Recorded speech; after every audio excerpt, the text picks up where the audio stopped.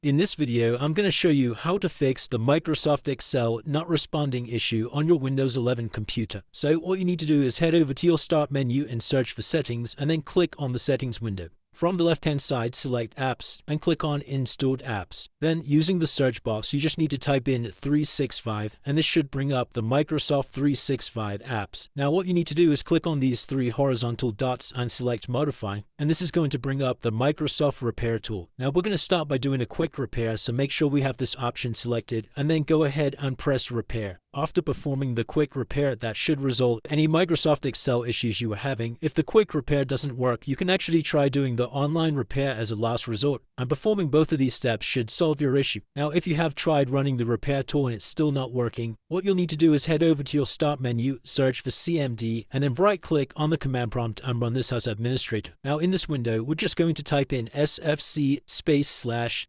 now and then hit enter. And then you'll just need to wait while this performs a full system scan of your computer. Once it gets to 100%, you can then close out of this window, and that should have then fixed any issues you were having. If you did find this video helpful, then let me know in the comments, and I'll see you in the next